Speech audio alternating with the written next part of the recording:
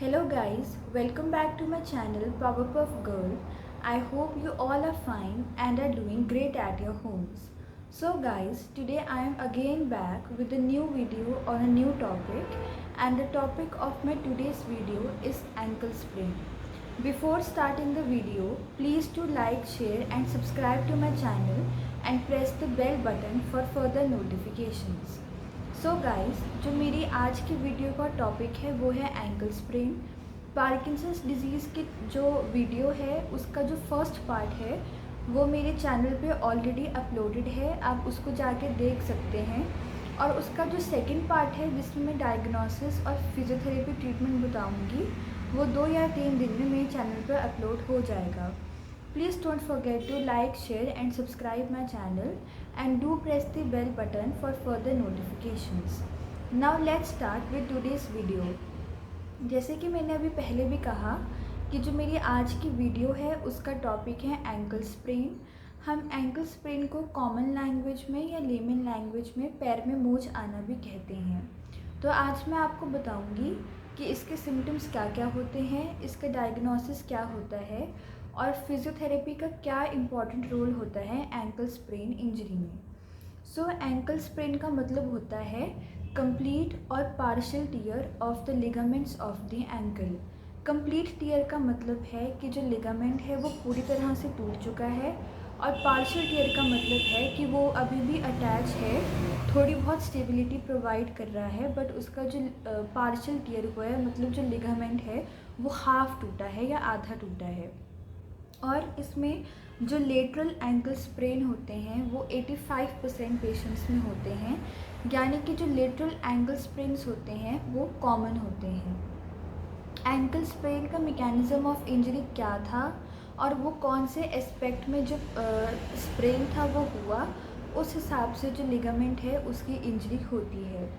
तो अगर हम इसकी मैकेनिज़्म ऑफ इंजरी के बारे में बात करें तो जो हमारी एंकल या फुट की मूवमेंट्स होती हैं वो होती है plantar flexion, dorsiflexion, inversion and eversion of foot. तो अगर जो मैकेनिज़्म ऑफ इंजरी है वो इन्वर्जन और प्लांटर फ्लेक्शन है और एस्पेक्ट अगर लेटरल है, लेटरल एस्पेक्ट का मतलब अगर जो पैर है वो बाहर की तरफ को मुड़ा है तो कौन से वाले लिगामेंट्स की इंजरी होगी? Anterior talofibular ligament, calcaneofibular ligament and posterior talofibular ligament. अगर जो स्प्रेन है वो लेटरल एस्पेक्ट में हुआ है in inversion and plantar flexion, mechanism of injury is inversion and plantar flexion and the aspect is lateral, तो जो लिगामेंट्स इन्वॉल्व होंगे वो होंगे anterior talofibular ligament, calcaneofibular ligament and posterior talofibular ligament. और अगर मैकेनिज़्म ऑफ इंजरी इवर्जन है और जो एस्पेक्ट है वो मीडियल है तो जिन लिगामेंट्स की इन्वॉल्वमेंट होगी वो है posterior talofibular ligament, tibio calcaneal ligament, tibio navicular ligament and anterior tibio talar ligament. तो ये थी मैकेनिज़्म ऑफ इंजरी। आज का जो हमारा टॉपिक है वो है एंकल स्प्रेन, और अभी तक मैंने आपको इसकी मैकेनिज़्म ऑफ इंजरी और डेफिनेशन के बारे में बताया कि एंकल स्प्रेन क्या होता है। अब अगर हम क्लिनिकल प्रेजेंटेशन के बारे में बात करें तो जो पेशेंट है वो कोल्ड फुट की कंप्लेंट करेगा या फिर पैरेस्थीसिया की कंप्लेंट करेगा, क्योंकि उसके जो न्यूरोवैस्कुलर स्ट्रक्चर्स हैं जैसे कि पेरोनियल नर्व वो कंप्रेस हो सकते हैं। एंकल जॉइंट के अराउंड स्वेलिंग या ब्रूजिंग हो सकती है। जो हमारे ब्लड वेसल्स होते हैं अगर उनकी इंजरी हो उसकी वजह से ब्रूजिंग हो जाती है, जो एक बहुत डार्क कलर का निशान पड़ जाता है। Inability to put weight on affected ankle, जो अफेक्टेड एंकल है जिसका स्प्रेन हुआ है, जिसका लिगामेंट डैमेज हुआ है, जो पेशेंट है वो उसके ऊपर वेट बियर नहीं कर पाएगा। And stiffness of affected ankle joint. तो इसकी जो क्लिनिकल प्रेजेंटेशन थी उसमें था कि जो पेशेंट है वो कोल्ड फुट या पैरेस्थीसिया की कंप्लेंट करेगा अगर पेरोनियल नर्व की कंप्रेशन है, स्वेलिंग और ब्रूजिंग होगी, स्टिफनेस होगी, और जो पेशेंट है वो अफेक्टेड एंकल के ऊपर वेट पुट ऑन नहीं कर पाएगा। उसके बाद अगर हम एंकल स्प्रेन की क्लासिफिकेशन के बारे में बात करें तो इसमें 3 ग्रेड्स हैं, ग्रेड 1, ग्रेड 2 एंड ग्रेड 3, या फिर हम इसे ऐसे भी कह सकते हैं mild sprain, moderate sprain and severe sprain. जो माइल्ड स्प्रेन है वो है ग्रेड 1, जो मॉडरेट स्प्रेन है वो है ग्रेड 2 और जो सीवियर स्प्रेन है वो है ग्रेड 3। तो जो ग्रेड 1 है, जो क्लासिफिकेशन 1 है, यानी कि जो माइल्ड स्प्रेन है, उसमें जो अफेक्टेड लिगामेंट होगा वो स्ट्रेच हो जाएगा। वो सिर्फ स्ट्रेच होगा, पूरी तरह से डिटैच नहीं होगा। और इसके जो सिम्टम्स हैं वो है माइल्ड स्वेलिंग होगी विद नो और माइल्ड जॉइंट इंस्टेबिलिटी। अगर जॉइंट की इंस्टेबिलिटी होती भी है तो वो काफ़ी ज़्यादा माइल्ड होगी, सिवियर नहीं होगी। पार्शियल वेट बेयरिंग कर पाएगा पेशेंट और इसका जो रिकवरी टाइम है वो है 2 to 4 वीक्स। तो ये ग्रेड 1 था। इसमें जो लिगामेंट है वो स्ट्रेच हो जाएगा बट स्टिल वो स्टेबिलिटी प्रोवाइड करेगा। और अगर इंस्टेबिलिटी है तो वो बहुत ही ज़्यादा माइल्ड होगी।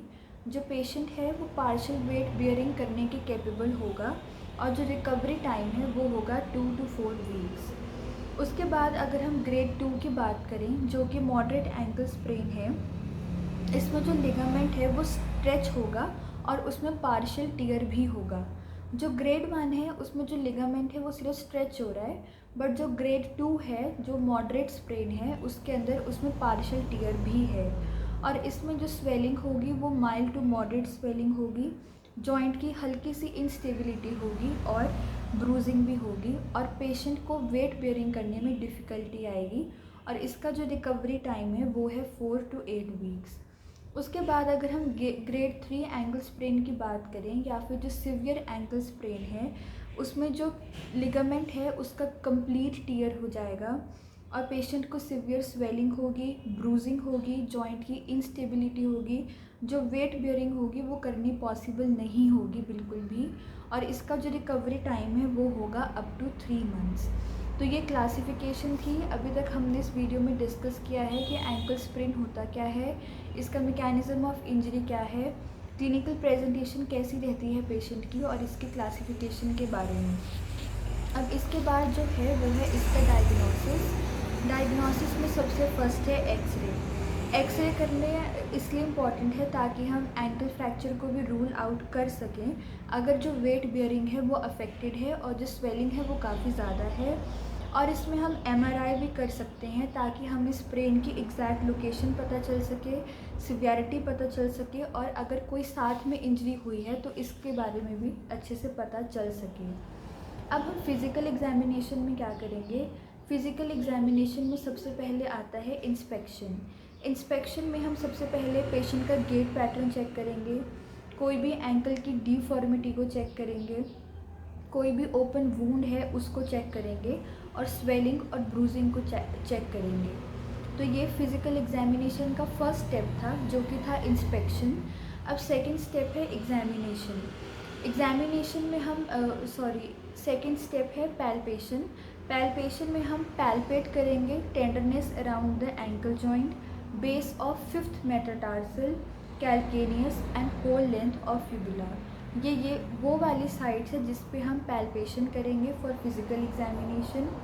उसके बाद अगर हमें न्यूरोवैस्कुलर इंजरी के लिए असेसमेंट करनी है तो उसमें हम सेंसेशन चेक करेंगे अफेक्टेड फुट की और डिस्टल पल्स जो कि डॉर्सलिस पीडिस आर्टरी है उसे चेक करेंगे और जो रेंज ऑफ मोशन है, passive range of motion, active range of motion, वो दोनों चेक करेंगे। उसके बाद कुछ स्पेशल टेस्ट्स होते हैं जो कि रूल आउट करने में हेल्प करते हैं एंकल स्प्रेन कि कौन सी लिगामेंट का हुआ है। तो इसमें जो सबसे पहले है वो है थॉम्सन्स टेस्ट। तो इससे हम इवैल्यूएट कर सकते हैं इंटीग्रिटी ऑफ एक्लिस टेंडन।